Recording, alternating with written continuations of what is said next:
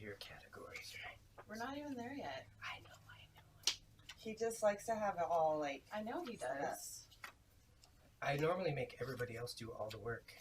Oh yeah, I make everybody else do all the work. So thank you for your cooperation and going along with that. I always make everybody else do all the work. I'm Taurus. I'm lazy. I'm a Virgo. I'm just bossy. What's up, bosses? We're back this week. I'm really excited. It is our very first interview video. That means a couple things. One, it's longer, so don't be afraid to press pause and come back to it, listen into your car. But it also means we have a lot of really cool information to share with you.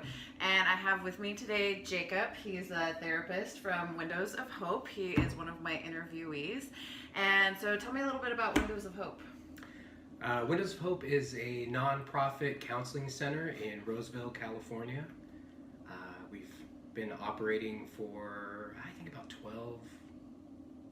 14 years. That's great. Maybe I've been there for about 4. And currently, I'm the lead therapist there. Awesome. We are also interviewing my soulmate, my best friend forever, Brittany. She is going to go through a little exercise that Jacob puts her through. That sounds kind of scary, but it was actually really fun. It was a good experience. So stay tuned all the way to the end because we have some funny outtakes. You've already seen a couple of them. It was a very amusing time. So let's just get started. You ready? I'm ready. Okay. Can we do this? We're going to do outtakes, aren't we? Yeah. We're gonna do this. Well, I don't know what else to do with this footage, but it's brilliant. The vlog is free. The outtakes you have to pay for. Ooh. I like the way you think. I do like the way he thinks.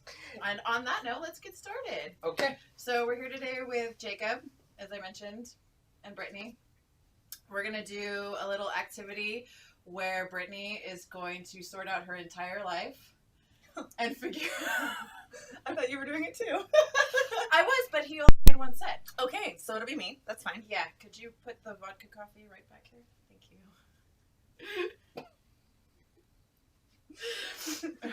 So we're going to start out today. Jacob. Because all therapy should come with alcohol. I am the host. There's one host. Should therapy not come with alcohol? Therapy should come with alcohol. Right. Under certain circumstances. Under certain. So Jacob also does help with substance abuse. Interesting. So Jacob knows Brittany and I and pretty much all of our friends very intimately. We have done various therapy sessions with Jacob. Sometimes together, but mostly separately.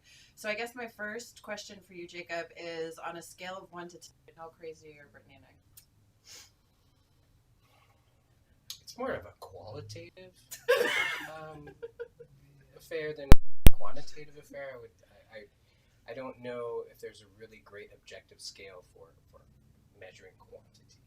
That was a very evasive Diplomatic answer. Yeah, I wouldn't say it, but diplomatic's good. Diplomatic's good. All right, so Jacob, have you always done counseling? No, I've had a lot of other. Should I be talking to you, or should I be talking to the camera? Both, neither. Well, this is the first time Should I I've pick a spot actually in the room? done With an anybody else, interview video. Mhm. So why don't you switch back and forth, and then I can use this research and figure out what looks better for my next people who are going to do this. There we go, because we're all just experimenting, right? Mhm. Okay. Yeah. So have I always done therapy? No, I've done a lot of different things. I started working when I was 14. Was that legal? I feel like that's child labor. Well, you know, I mean, under the table stuff and potting. Under the table stuff? Potting plants and yard work, and I dug a crawl space under someone's house one time, and for a summer job, some manual labor, and then I got into sales. I worked in a nursery, and then I went into the military, and I came out. I didn't want to do that for the rest of my life, and then I don't know. I've done a lot of different things. I was marketing director at a dating service in the mid-90s. I did not know that. Oh, yeah. He's got good stories about that. I've worked I've worked in restaurants, bars. I've done security work. Let's see. No, like lots of different things. Oh, I worked in workers' comp insurance. I worked for an HMO too for a while. So I don't know, a lot of different things really.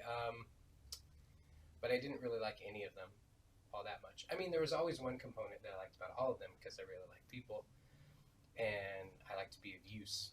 But sales didn't feel right because I didn't have. Inevitably, I would feel like, oh, these people don't really need this, right? And I liked customer service because I liked dealing with people.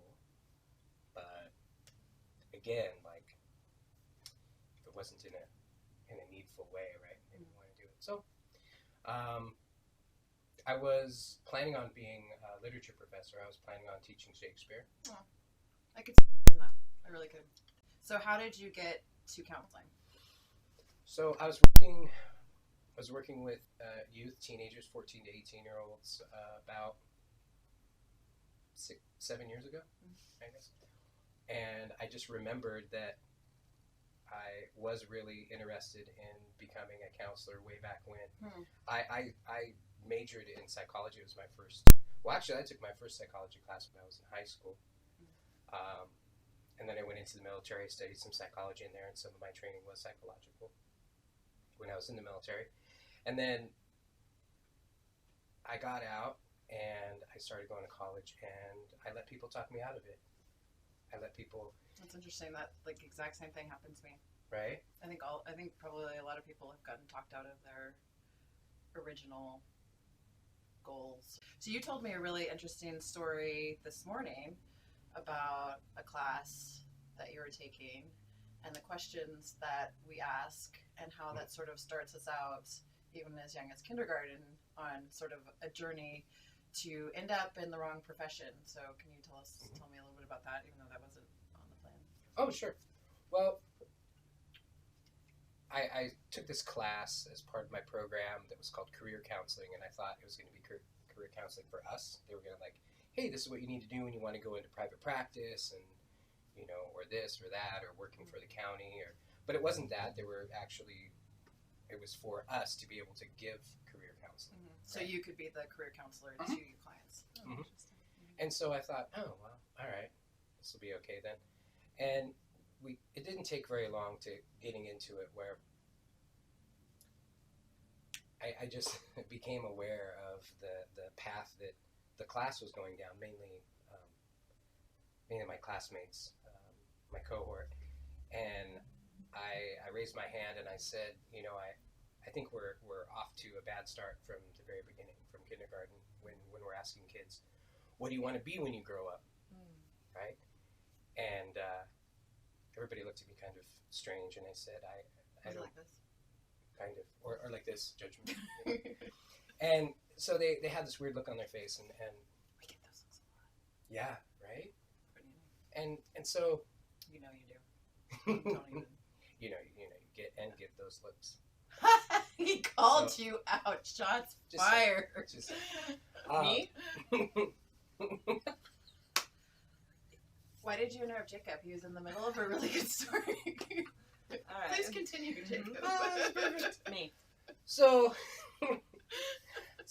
I looked at them. You know, I looked around the room and I said, well, from the very beginning, we ask kids what they want to be when they grow up, and what is an object question. What isn't, so good. right? So good. And they kind of, still looking at me strange, and I was like, well, I just remember when I was little and somebody asked me that,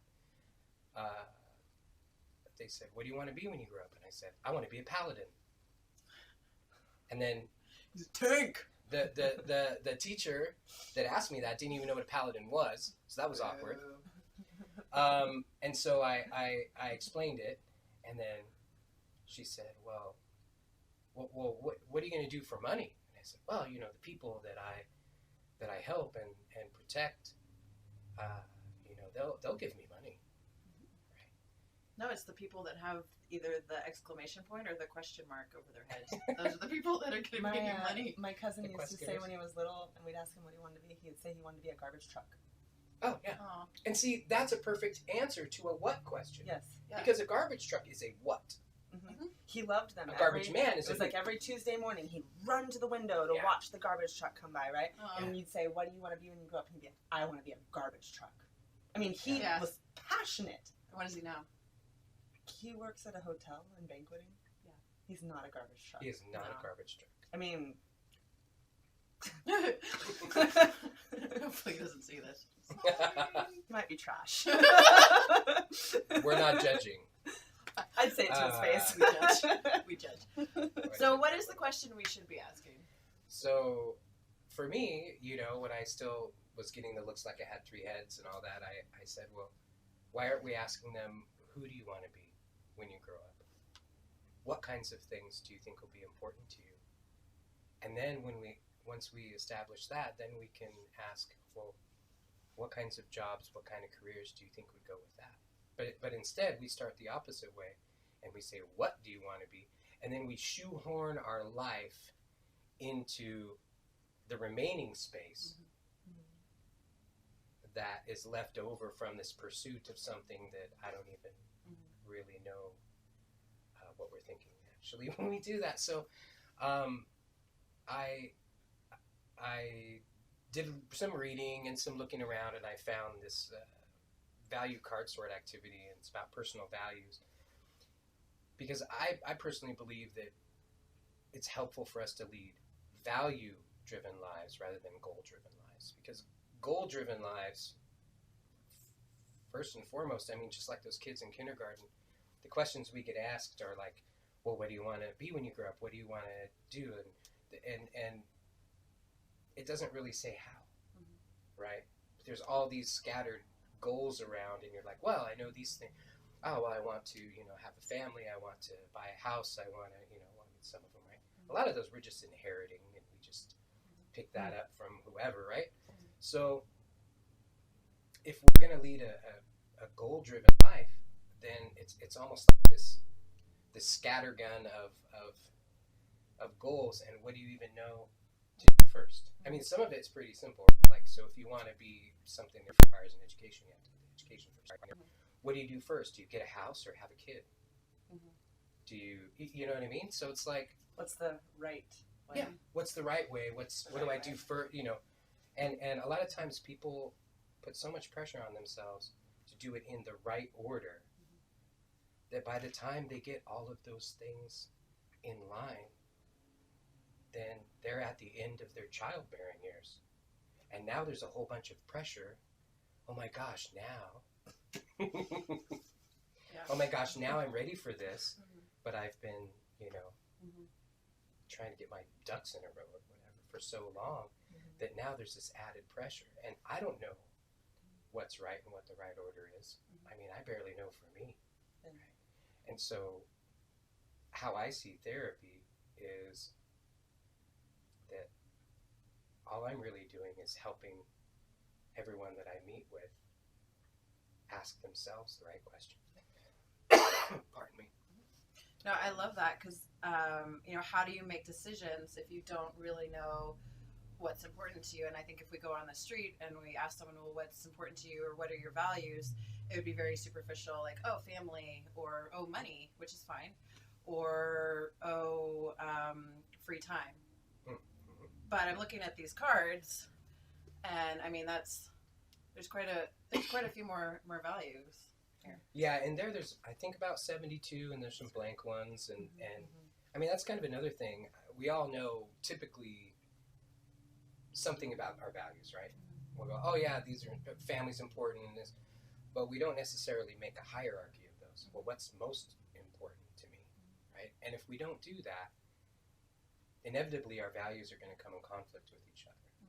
There's always ways for that to happen, right? So which one is more important at any given time? Well, I was going to say on that note too, though, something might be important to me now, but in 6 months it might not bear any value, or very little comparatively, or something that was not important to me might be most important to me, especially like this top card. I was just thinking, like, 6 months ago, to have new and exciting experiences was a very, very important value to me, and ironically, this is less important to me now than like stability would be.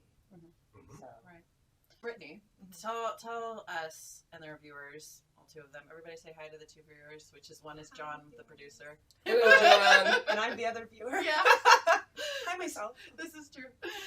So Brittany, That's great. could you please tell yourself, and actually I think that's a really good exercise. Like sometimes we don't really think about talking to ourselves unless it's like a negative way. We talk to ourselves all the time about, bad things, but tell us about sort of your career It's funny how journey.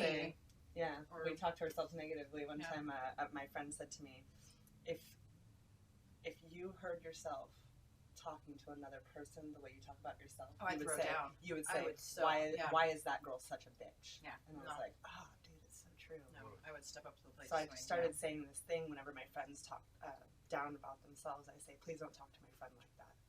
I actually got that from you. Mm-hmm. I do that now. Please don't because talk you to did my that. friend Yeah. like that.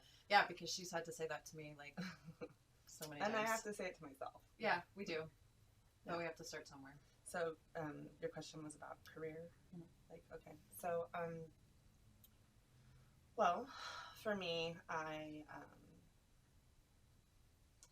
didn't have like a drive to do anything specific. Like in high school, when people would ask you, what do you want to be or what do you want to do? I didn't know. I didn't care. Yeah.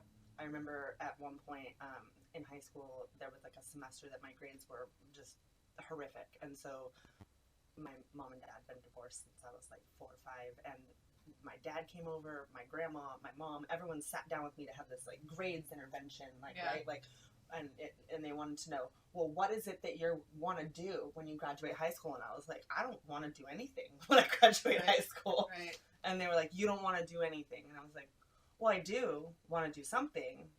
I just don't know what it is. And they were like, don't you want to go to college? And I said, I don't really think so. And they were just appalled that I didn't want to go to college, right? And I... How did that make you feel? Well, I think at the age that I was just, pretty obstinate and indignant. So fair. It didn't really it didn't make me feel good. That's for sure. And as a matter of fact, if anything, I would say that it caused me to have more of a negative self-image at that point. Right. Because I felt like I was the person who was left out of the loop of what my life was supposed to look like. And it was just, it was almost kind of like shameful because I didn't know what apparently everyone else knew. And that was what I was supposed to do with my life. And if I'm being perfectly honest, I'll be 35 next week, and I'm still not entirely sure what I'm supposed to do with my life. Right. Like, ironically, you guys were saying how you were getting pushed into things that you didn't really want to do.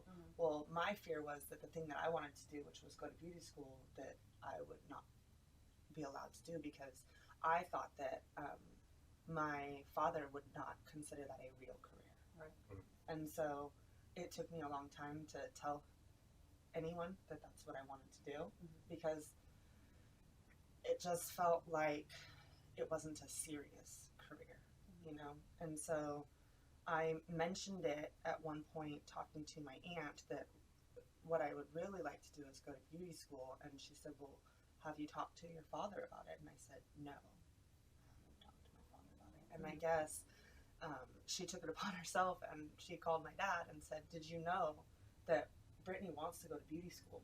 And he called me on the phone, and it was kind of an interesting conversation, and perception obviously plays a lot into this, so I'm sure that I see it differently than he sees it, this phone call, but I'll never forget it. He sounded angry when he called me, and he's like, why the hell didn't you tell me that you wanted to go to beauty school? And I was like, I don't know. And did that make you feel like you wanted to open up to him more? It's a brilliant strategy, by the way. It works every time. Our relationship, my father and I love him dearly, and I know that he loves me dearly, but it's we've had a lot of miscommunication. I don't know that he will ever understand what it's like to be a young woman. And that's the thing that he says to me the most. He says, I will never, when I was 18, he would say, I will never understand an 18-year-old girl. And now at 34, this last time that I was at his house, that he says, I will never understand a 34-year-old woman. But just want you to be happy. I was like, okay. That's really something that my much wife... better approch. Yeah. I just want you to be happy. Yeah. Oh, yeah. Yeah, that's something that my wife really helped me to understand. My wife, Lisa, she's super awesome. She told... When she first said it, I was profoundly offended. Okay? But I don't remember what we were talking about specifically, but she said, well, you can't understand everything. Oh, I was like so offended. And I was like, challenge accepted. Yeah, yeah, them's fighting words. And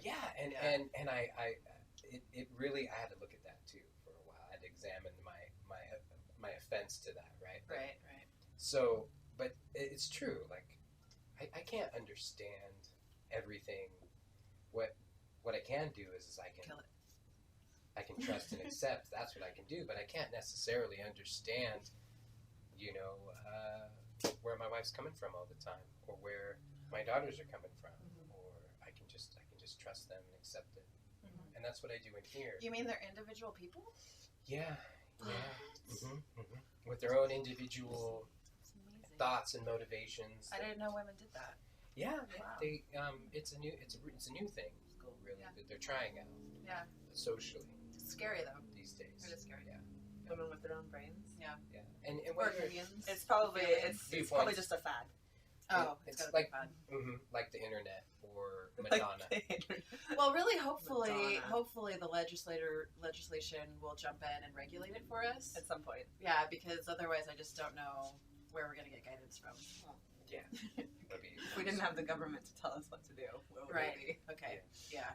Living beyond your means for other people's dreams, that's what we call success. Right? Oh, wow, yeah. And Yeah. so, Yeah. and I think about that. I heard that in high school, and it's been sort of bouncing around in there. For about 80 years. Yeah. Got it. I didn't walk to school both ways uphill in the snow. I did my freshman year of high school. I lived in rode a Idaho. donkey. Oh. Let's get back to, so what are you at now? You just said Oh, freelance okay. makeup artist. So I ended up going to beauty school, and this was I had met a girl when I was 19, and she worked at Macy's in the cosmetics department. I met a girl and I liked it. See, I sang. It's not the words. I know Anyways, it's not and the so words. when she told me that she worked in cosmetics at Macy's, I said, "Oh man, I would love to do that." And so she said, "Well, I can help you get a job there if you really want to do it." And I was like, "Yeah." And so this was back in the day when you could just give somebody your resume or an application, and then they could put it on the top of the pile. Yeah. And then you just got the call. Yeah. Now everything's all internet and stuff. So I got the call, and then they hired me because my friend said that I was good. Oh, of course. Right. Yeah. But she is good. She really is. Right. She really is. But and I actually didn't really know much of anything about the beauty industry at that point. I just knew that I really liked it. And so I started working at Macy's, and that's when I really became passionate about wanting to go to beauty school.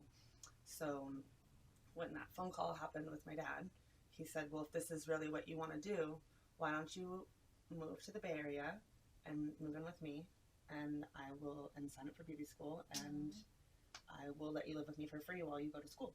And I said, "Okay." And so I moved down there, and I started in beauty school, and we had a deal that I had to graduate in exactly the amount of time that it would take to get the 1,600 hours, which I did to the exact day. And then I moved back up to Sacramento and started doing hair and stuff and working at different salons and things. It turned out that I am less passionate about doing hair than I am doing makeup. And maybe even at this point in my life, I'm less passionate about doing anything in the beauty industry than I used to be. But I'm still very good at it, so it keeps me employed and keeps my bank account in the positive. So that's always good. There are some things that I do really like about it. And, during the course of my career, I've done things such as MTV music videos, runway fashion shows. I've done prints for magazines. I've done bridal shows. I've done plenty of weddings. I've been featured just myself in 2 different magazines. So I mean, it's not something that I just kind of played around with. I really did put my all into this as I've gone through life. Though I have also done other things during the course of that, you know, little side jobs like either bartending or I actually decided to get out of cosmetics for a while, cosmetics and beauty industry, and I started working in the healthcare industry. And I really enjoyed that because I was working for chiropractic companies, and it made me feel like I was helping people in a different way. And so I enjoyed that because, once again, sort of like Jacob was talking about, I enjoy working with people, helping people. And it started to feel like when I was working for department stores or things that I was pushing products on people that I didn't truly believe in. And so I started to feel like I wasn't being an authentic version of myself. And so sales are obviously a big portion of working in cosmetics, and I didn't want to sell people on things anymore, things that they didn't need or things that they didn't want. And my values changed a lot because I stopped thinking that it was more important to be beautiful and it was more important to be healthy. And a lot of the products that we're using are laden with chemicals, and a lot of them are hormone disrupting or toxic, carcinogenic. And so I started looking for companies that aligned more with my beliefs. And now that I have found a company that aligns more with my belief structure, I feel better about the job that I'm doing. And so it's made all the difference. I actually hunted down this company for a job. So, and I do very much enjoy it, and I enjoy my managers. And there is something that feels really good when maybe a woman comes to you and they say, I haven't felt beautiful in a long time, can you help? And cosmetics aren't always the answer, but sometimes looking beautiful on the outside makes us feel better on the inside. So if I can help in some way, then that's what makes me feel good about the job. That's great. So. That's great. I also wanted to ask you about, and I didn't put this in my prep notes, Yay. because I didn't want you to actually prepare. So, you know, we've been best friends for pretty much, you know, a while now. And you're my soulmate. And the most, I do see your passion in makeup, but I also have seen you the most passionate about your own skincare line.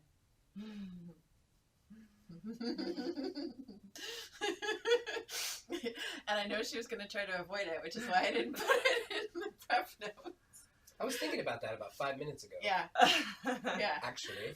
Yeah. So, back to what I was saying about chemicals and, you know, things that we don't need, carcinogens, you know, hormone She's literally going to disruptors. spike my drink later.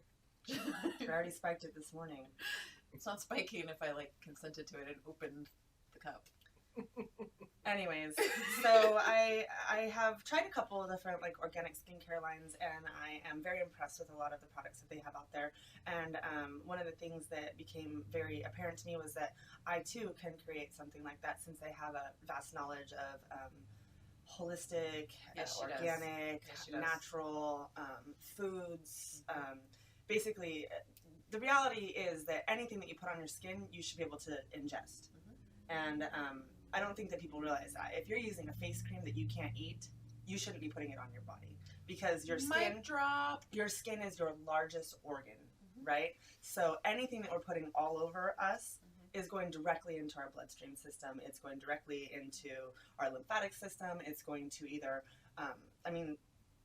when we're thinking about the things that we put in and on our body, they're either going to support our adrenal system or they're going to deplete our adrenal system. Coffee depletes your adrenal system, right? You know, so it's one of those things that like you should. But when you add alcohol to it, it also helps. depleting your adrenal system, right? But we make choices. It really helps you pee though, Or poop. because you It's know, a I mean, diuretic. alcohol it suppresses your anti-diuretic hormone, right? So it suppresses what keeps you from not peeing, and then coffee is a stimulant, which makes you pee, right? It's a diuretic; it makes you pee. So not only is something helping you not pee, but something's actually So if you have a helping problem pee. So it's a peeing, just lot. add some vodka to your coffee and it'll be fine. Yes. That was patent yeah. that. That'll be part Yeah. of the new line. The new skincare line. Yeah. Tip for the day. Yeah, so I want everybody to go back and rewind to when she was talking before about being in the makeup industry, and then see how her face just lit up when she started talking about her own skincare line. Mm-hmm. And I think right now, let's start sorting these cards, because I think we've been talking for a really long time, and we're probably gonna have to pee really soon. There's probably gonna be a lot of pee going on. Surprise? No. What? Do you want to practice your surprise, please? I'm playing because that's the Look at this opposite face of she just authentic. gave you. Oh, remember how I wanted to dance like this the other day? I wanted to do this. And then one of these. Ooh. I like It's how you that. dance. I just like the Coming down. then like in Oh, right. man. You know, I just want to in like right. Oh, you want it in? knuckles.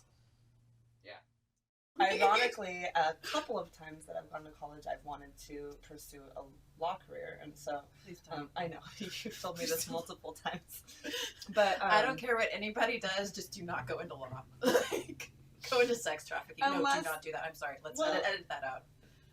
Cannot believe I said that.